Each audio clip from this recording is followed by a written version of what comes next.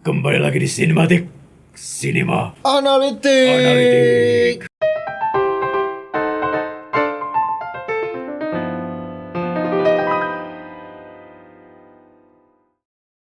Ya hari ini kita mau bahas film Justice League.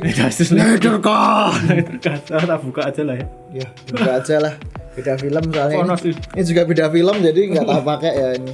Aduh. Akhirnya ya setelah penantian selama 4 tahun film yang disebut-sebut mitos dan akhirnya perjuangan fans ya. Perjuangan fans dan perjuangan Zack Snyder juga Zack Snyder untuk merealisasikan film ini Film ini walaupun terjadi. di detik-detik ini sempat ada masalah juga ya. Ya, Karena filmnya sempat bocor terlebih dahulu di karena film Tom and Jerry ya Mas. ya sempat bocor dan Gila. waktu 18 jam sebelumnya sudah ada keluar bacakannya ya. Fans-fans pun yang karbitan banyak yang tergoda gitu kan. Tapi kita tetap teguh hati Ikut trial HBO. ikut trial HBO ya, kita ikut trial HBO karena ya nanti berpanjang 60 hari. Panjang Oke. 60 hari lah. Oke, akhirnya ya. Oke, akhirnya Saat perjuangan fansnya tidak sia-sia ya. ya Rilis Snyder Cut. film yang cukup bikin heboh ya karena Snyder Cut ini sukses bikin HBO go Asia ya, aku nggak tahu ya Se-Asia. sedunia atau Asia ya. Maintenance. Saya maintenance ya dan baru bisa diakses sekitar jam 6-an untuk Jam 6-an. HP, padahal rilisnya jam 2. Terus juga jadi fenomena yang cukup ini sih luar biasa karena berhasil langsung mempuncaki urutan 72 film terbaik IMDb. Wow. Dengan total user view itu sekitar 11.000 11.000 ya. orang dengan skornya 8,9 kayaknya. Wow. 8,9 ya mengalahkan Avenger. Endgame. Tapi Endgame masih film terlaris kedua. Ya, Kan kedua. kemarin nomor 1 udah diambil Avatar sama ya? Avatar lagi. Ceritanya sebenarnya bukan sama ya. Kalau Garis dibandingin besar sama lah. versi Joss Whedon ya ini jadi lebih enak ditonton dan dinikmati aja Iya. ya. Karena banyak penambahan aspek dengan si Snyder punya lapangan yang luas ya karena dia bisa mengeksplor 4 jamnya untuk sebuah film yang bisa dibilang Worth to watch. worth to watch ya dan khusus dewasa sih. Khusus lebih. dewasa, Iya, betul. Kita bahas poin plusnya dulu ya karena Oke, boleh. negatifnya nanti biar Joss Whedon aja. Ya masih sama ya kayak Justice League. Justice League. Justice League. Ya, Garis masih sama. besarnya, Garis besarnya masih sama. Cuman kalau ini Napasnya lebih teratur ini ya, karena gitu. di opening scene sendiri kita juga bisa lihat kalau film ini adalah Kontinuitas dari langsung Batman v Superman ya. ya BVS di mana si Superman ini ya bengok langsung Ya. scene-nya tuh ke cyborg gitu kan. Jadi kita tahu kalau film itu langsung terkoneksi. Lebih jelas gitu. Ini Lebih tuh jelas, film ya. melanjutkan tentang Batman v Superman yang Superman meninggal itu dan gitu. ya, Nggak ujuk-ujuk tiba-tiba Batman mancing para demon gitu. Iya, enggak ini Pak, kalau openingnya si Joss Whedon itu kan si Batman kan jemput si Arthur. Ya ini juga gitu sama. Cuman kalau yang Di build up lebih rapi, Di build up lebih ya. rapi gitu. Dan itu bukan cuma di opening aja ya, kita ngerasain build up rapinya tuh hampir keseluruhan film selama 4 jam itu ya. Walaupun membutuhkan cemilan dan minuman berenergi yang berlebih ya, untuk menikmati film ini karena durasinya sangat panjang. sangat panjang ini. Tapi kita bisa ngerasain kalau film ini tuh punya kontinuitas yang pas gitu. Yang pas, ya, iya, betul. Dari awal sampai ending cukup keren sih. Terus kalau aku sih garis besar yang film ini jadi bener-bener punya warna berbeda dibandingin versi 2017 itu ya Adegannya. adegan berantemnya. Aku lihat Oh iya. para Amazon dibantai sama Steppenwolf. Steppenwolf tuh keren banget Keren tuh. banget ya. No effort gitu loh, Pak. Effort ya, No effort. dibacokin gitu. Bacokin gitu. Cewek bahkan itu kalau dibilang ini kan disebut dimarahin itu kan Sebelah. sama sebelah dimarahin. Ini tuh Jangan. aku akuin keren sih itu. Keren emang sih. Motifnya Steppenwolf di filmnya versi Zack Snyder ini lebih kelihatan gimana dia pengen redemption ya karena dia dicampakan sama si yang mulia Darkseid ya. Yang mulia Darkseid gitu. Kalau pro sih aku lumayan banyak ya. Aku juga banyak. Lumayan banyak karena aku melihat tuh film ini lebih bisa dipahami gitu daripada versi Joss Whedon karena menurutku gini, Joss Whedon itu orangnya terlalu to the point, Pak. Ya. Terlalu to the point. Kalau Zack Snyder itu ya misalnya kamu punya jeruk, ya kamu kalau mau makannya enak ya harus ngupasnya satu-satu gitu. Kalau Joss Whedon enggak, langsung trap leng gitu. Bikin Kalau- jus ya. Bikin jus. Jadi sari-sarinya ada yang kebuang. Iya, kalau Zack Snyder tuh dia lebih tertata dan kenapa dia bisa begini? Karena ada ini gitu. Lebih tertata lah gitu kalau dari cerita ya. Kalau nilai plus lain sih menurutku ini sih penambahan cerita buat Cyborg yang jadi ngerasa film ini tuh punya sentuhan drama yang pas gitu. Kayak nyeritain kalau Cyborg ini bukan ujuk-ujuk tercipta ya, kalau di versi 2017 kan Cyborg ini kita tahu ya mesin tiba-tiba jadi gara-gara bapaknya itu. Tapi di sini kan ada konflik batinnya tuh yang bener-bener dia tuh ya apa ya, menyesal gitu kan jadi cyborg, tapi akhirnya dia bangga jadi cyborg. Dan itu menurutku cukup jadi hidangan utama di film ini. Kalau orang-orang bilang kalau Flash MVP di film ini, menurutku cyborg MVP sih. Iya, kalau buatku cyborg MVP ya. Dari kita nggak tahu cyborg apa-apa, tiba-tiba ini. Ya gimana ya, penjelasannya tuh jelas gitu. Maksudnya nggak yang terlalu ribet banget, tapi dia menyelipkannya di film tuh ya pas gitu si cyborg ini gitu. Ya, cyborg tuh benar-benar menurutku game changer sih menurutku untuk film ini. Kalau Flash sama tambahan scene buat si Aquaman kayaknya nggak terlalu berpengaruh banyak ya, karena cuma ini sih aku rasanya cuma ya biasa aja gitu. Cuma si Barry nggak punya kerjaan, terus akhirnya di ending punya kerjaan gitu kan. Punya temen, akhirnya punya temen ya, gitu cuma, ya hampir sama gitu. Hampir sama kayak ini. Karena emang Flash sudah diproyeksiin buat ini ya, film Flashpoint yang bakal syuting besok. Cuman April. Ya di ending dia agak ada ngaruhnya sih gitu. Di ending ya bikin apa ya itulah ya. Kalau aku pro lainnya ini sih action scene-nya lebih intensif. Ya itu ya sadis tadi itu ya. Iya, karena emang film ini emang sangat-sangat buat orang dewasa sih. Ya masih wajar sih adegan fighting-nya masih wajar walaupun dia cenderung sadis untuk anak kecil gitu. Enggak, ini bukan film anak kecil, Pak. Bukan film anak kecil. Terlalu berat ya. Karena emang kita ngelihat di sini kan konfliknya si Flash yang harus ini nyusul sama ayahnya. Hampir temanya tuh tentang penyesalan ini ya, kayak menggambarkan Zack Snyder sendiri yang sempat kehilangan anaknya gitu kan.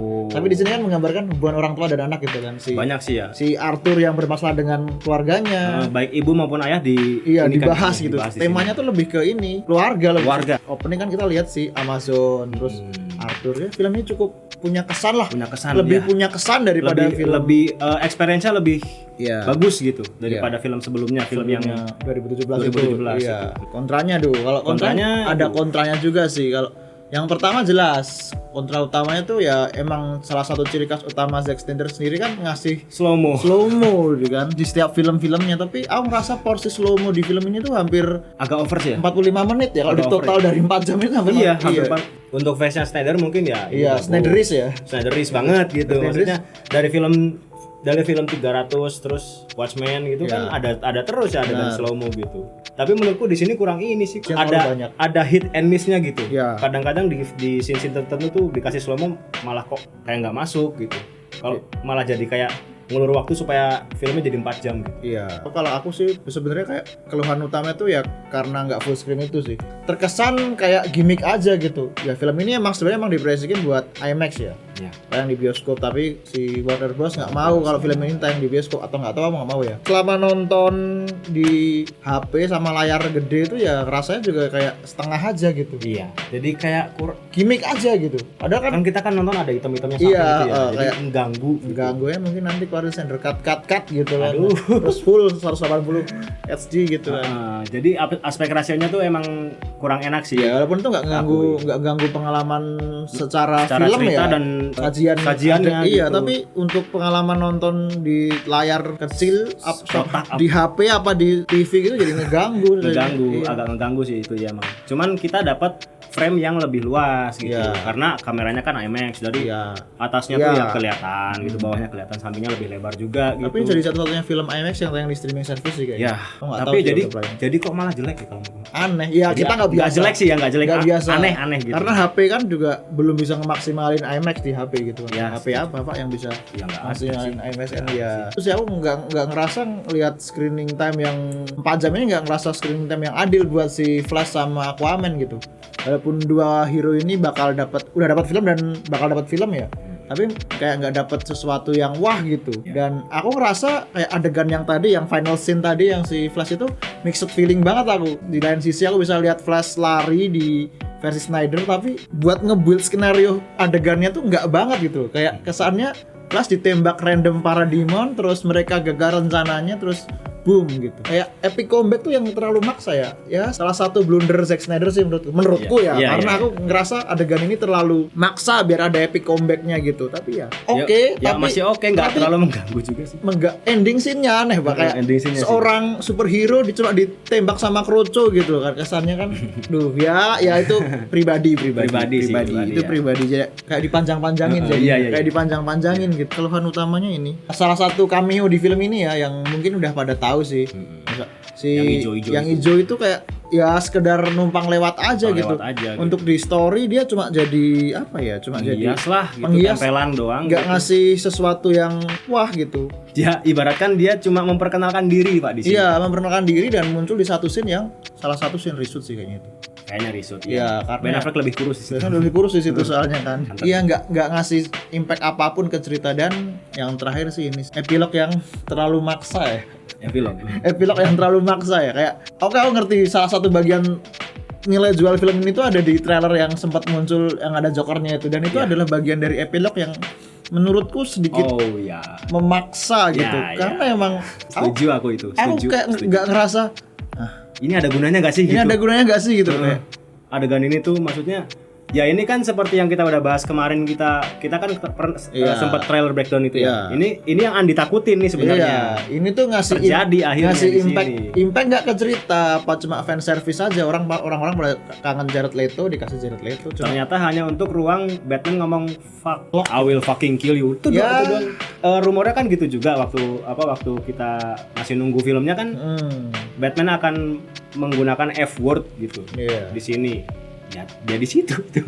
Cukup ini sih ya, ketakutan Pointless ya? terjadi ya. Mm. Pointless sih enggak, dengan catatan si DC mau ngelanjutin film ini ke Justice League 2. Dua, iya makanya ini mungkin pancingan untuk WB kali ya. Untuk, Ya, kita lihat aja Ya, ya. kita lihat aja Ya. lah. Sama ini sih bagian kontraku, salah satu adegan yang mungkin dihilangkan tapi membuatku marah ya. Waktu Barry Allen nyalain ini kantornya nggak ada musik Blackpink. Itu salah satu adegan yang sangat disayangkan dihilangkan di versi Joss Whedon ya. Kukira apa ya anjir? Kalau yang lain-lain dihilangin nggak apa-apa, kayak si Superman kumisnya mulutnya kayak ini kan, Kayak monyong. monyong-monyong, terus mancing para demon, terus Flash nimpa si Wonder Woman, itu dihilangin oke, bagus. Tapi ya itu mengganggu sih, nggak ada musik Blackpink ini. ya. Aduh. Kira apa ya anjir? Ya itu Pak, Joss Whedon memang terbaik gitu. Aduh. Untuk komedi yang cringe. Nah, kalau aku kurangnya mungkin dari ini. Superman kenapa jadi pakai kostumnya, kenapa jadi hitam terus? Aku kira malah akan form original lagi Iya. gitu, form original lagi. Jadi aneh aja gitu. Kita ketika dia buka braille gitu, kok masih hitam gitu. Iya. Tauku kalau di komik ya yang hitam itu untuk dia resurrection doang gitu. Iya, bangkit. Dia bangkit doang gitu. Karena kotor kan ya. Ya, film ini masih bisa dinikmati. Sangat bisa. Oke, Thor. Oke, store ya. Kalau Simpulan aku mungkin untuk tambahan-tambahan action scene yang lumayan oke. Terus scoringnya juga kan baru ya nih, yang bikin Junkie XL. Mantep banget. Mungkin aku ngasih 8,3 aja. 8,3 aja. Ya payoff-nya kebayar sih para fans, jujur aja. Karena nggak nyangka banget di Justice League sebelumnya tuh jauh sih sama versi ini, sangat jauh. Zack Snyder punya visi yang lebih bagus. Zack Snyder punya tone warna yang lebih cocok untuk apa superhero DC. 8,3 untuk film ini. Oke ya, kalau dari aku sih kayaknya film ini sih emang jadi lebih manusiawi untuk ditonton ya, dan bisa ngasih transisi nafas bagus tiap adegan gitu, walaupun sempat dibagi 6 part yang cukup mengganggu karena durasinya cukup panjang, jadi mungkin jadi bumerang juga buat film ini ya. Tapi versi terdekat ini bisa memberikan tontonan yang mungkin lebih dewasa gitu buat para penonton superhero sekarang gitu, karena belakan mainnya juga segmennya kan ke global gitu. Pada akhirnya film ini ya menurutku cuma jadi sekedar perban aja buat film di tahun 2017. Remedy. Iya, kalau dibilang film ini sebuah warna baru ya enggak juga, karena secara aslinya masih sama, plotnya pun masih sama gitu dengan musuh Darkseid pun, tapi ya cuma jadi enjoyable to watch aja sih, bukan merubah segalanya gitu. Kalau nge-build up untuk Justice League 2 juga terlalu maksa gitu menurutku. Terus ya filmnya cuma dapat ya 7,5 sih menurutku. Jadi bisa ditonton aja sih. Keluhannya cuma itu sih kalau aku ya. Enjoy to watch aja ya. Enjoy to watch, tapi nggak memberikan insight sama ini sih, sentrisnya terlalu banyak di WW, sama si poin buat WW terlalu banyak di action di film ini gitu. Jadi aku nggak ngerasa ini film Justice League, aku ngerasa film Cyborg sama Wonder Woman aja gitu. Tapi ya udah, film ini cuma jadi sekedar penambal perban sakit hati para fans sekitar 4 tahun lalu, dan akhirnya bisa dinikmati dengan lebih manusiawi gitu. Ya 7,5 mungkin pas. 7,5. Ya. Ya. Untuk keseluruhan film ini masih bisa ditonton ya. Yang pasti film ini enjoyable to watch. Ya walaupun kekurangan ya pasti ada lah, namanya bikin film, tapi ya film ini adalah sebuah capaian tertinggi fandom sih. Fandom bukan DC Pak, seluruh fans kayaknya Ini satu-satunya di mana fans bisa mengatur sebuah ini apa namanya? Jalannya sebuah film ya. Di mana film yang dianggap mitos akhirnya dipaksa untuk didorong dengan keluarin selama 4 tahun sampai bikin petisi, bikin social movement malah seluruh dunia ya. Makanya. Silakan di review dengan kemampuan kalian ya di IMDb karena ini pencapaian fans ya gitu. Jadi wajar lah kalau fans mau nilai film ini 8, mau nilai ini 9. Wajar. Itu wajar karena itu pencapaian semua fans di seluruh dunia menurutku. Jadi ya fans sebelah jangan sirik ya gitu. karena ini capaian tertinggi dari fandom ya. Mungkin seluruh fandom di luar sana ya. Karena ya mungkin perjuangannya si Zack Snyder juga kan di sini Iya. harus kehilangan seseorang juga gitu. Ya, terus fansnya juga mati-matian sampai bikin gitu. acara tiap tahun gitu dan worth to watch sih. ya worth to watch dan Worth ini to watch. filmnya jadi sebuah ini sejarah baru ya. Sejarah baru. Dimana perfilman mungkin dunia. setelah ini film-film dengan director cut udah nggak ada gitu karena Mudah-mudahan sih. iya karena Capek saya asli. streaming service juga udah siap menayangkan film dengan durasi yang nggak masuk akal gitu 4 jam gitu kan ya semoga lah WB juga mau dan sadar kalau fan-fansnya tuh doyannya film kayak gini gitu ya. ya walaupun secara bisnis ya nggak menguntungkan juga karena sasaran marketnya cuma orang-orang dewasa gitu kan kalau sebelah kan jualan mainan juga gitu. Oke ya sudahlah. Selamat menikmati Snyder Cut Justice League. Jangan nonton bajakan ya Jangan karena bajakan ya. HBO Go cuma 60.000, Mola TV lebih murah, 120.000 diskon gratis 3 bulan. Ya, jadi tuh kurang murah apa coba? Iya. Di legal bro. Ilegal ya katanya fans DC kan. Kasihan Snyder kan biar Kasihan Snyder lah. minimal filmnya ada pemasukan buat mungkin nanti mendorong ini ya si Kevin Sugiara yang sedikit agak gila itu buat lanjutin Justice League iya, gitu. karena Dan nggak usah namanya riset tuh nggak usah lah. nggak usah lah ya.